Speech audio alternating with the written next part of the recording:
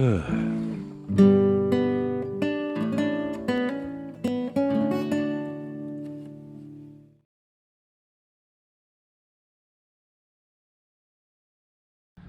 I've been here for a few days now, doing some work, doing a lot of work on the port side of the hull, and it's early Thursday morning. Time to take a walk down to the bathhouse to do my thing that I do in the morning and have a look at the sunrise.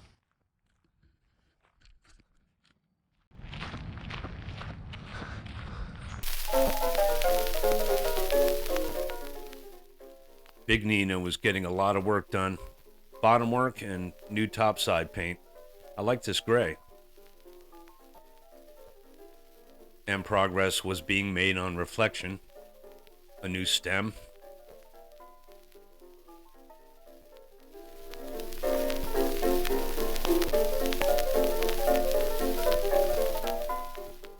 But there was a new arrival. Silent Maid, built in 2009, a replica of a racer from 1924. She was there for her winter haul out and looking good. Beautiful, beautiful boat.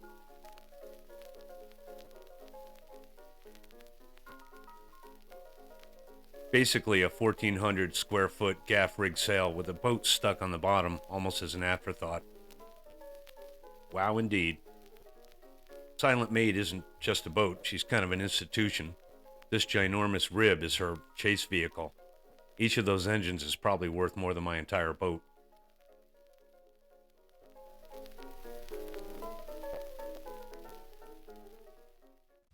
But enough sightseeing. It was time to do something about this rotten plywood.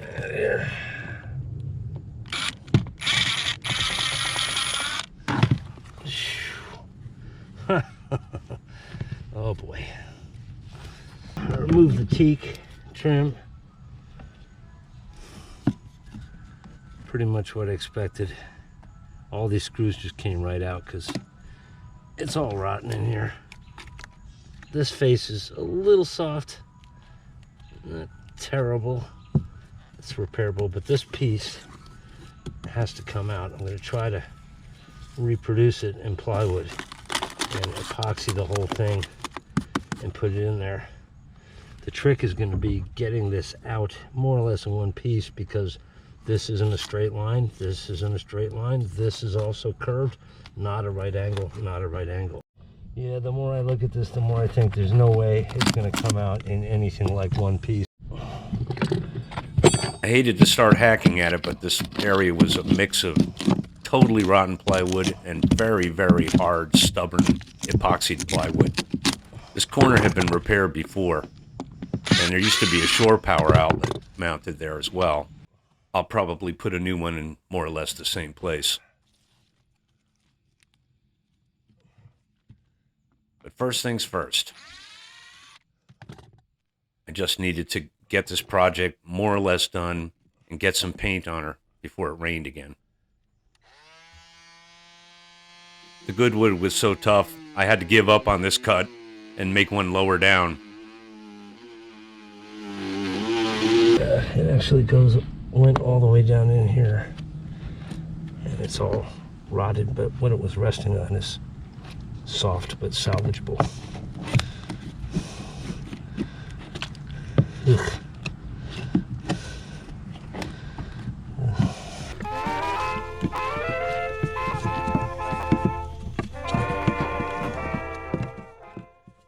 Funny how plans change when you have to work outdoors. Because of the oncoming weather, I had to compromise and do this in a couple of different pieces.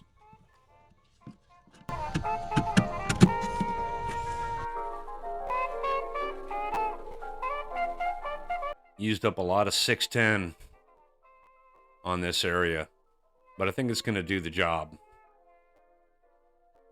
Should get a few years out of it. The wood behind, the structural wood, was in very good shape, except at the very bottom on the inside where water had been trickling in for who knows how long. Each of these pieces was pre-sanded and saturated with epoxy.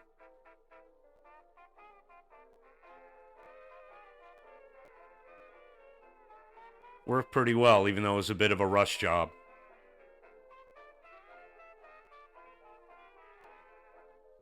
I was even able to get some good purchase and some nice wood with the screws.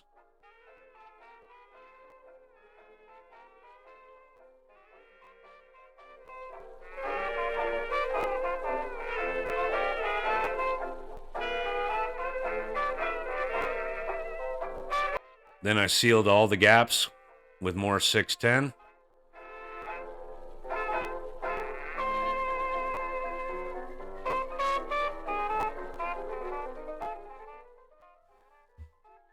I got all the screw holes done too, and gave the whole area a quick skim coat of epoxy and started rebedding the teak.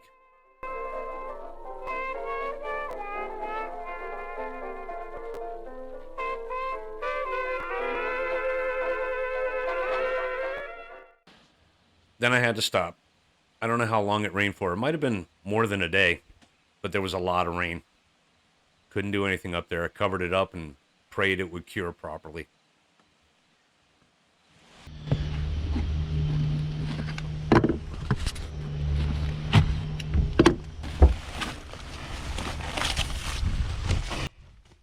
Well, it looked like it cured properly.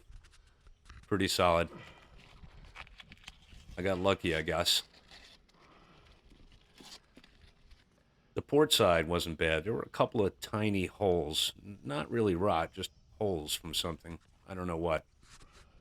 But definitely some sealant that would need to be redone. Then it was time to take the granny bar away from the compass. This left the compass vulnerable, but I think I would be just as likely to break it if it was off the boat somewhere. Plus, I just didn't want to disturb it. Looked like there was some water inside the stainless steel tubing of the granny bar. Not too bad. I'm not sure if there were drainage holes. I have to look at that again later before I reinstall it. There should be drain holes near the flanges. But I'm going to let it dry out and probably shoot some wax inside it before I reinstall it.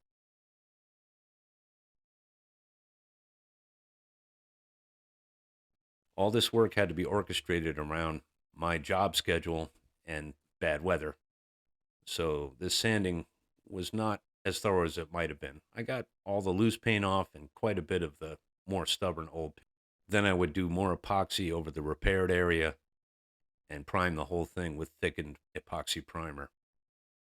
Eventually there'll be at least one more coat of primer and who knows how many coats of paint. My goal here was just to get it done and get the teak back on and bedded properly before more foul weather came. End of the road, can't let it go. Longtime boatyard denizen Ronnie was busy tipping and rolling on a boat in the tent behind me with a propane heater and the radio going. I like his taste in music.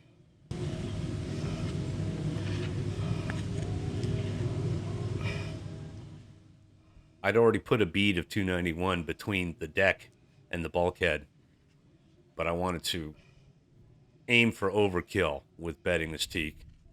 I don't want to have to take it off again. I don't know if it'll survive being removed again. I was very lucky that the two long pieces of teak were in great condition. That'd be a bear to replicate. I'm not sure how they made those. They might have been steamed and bent.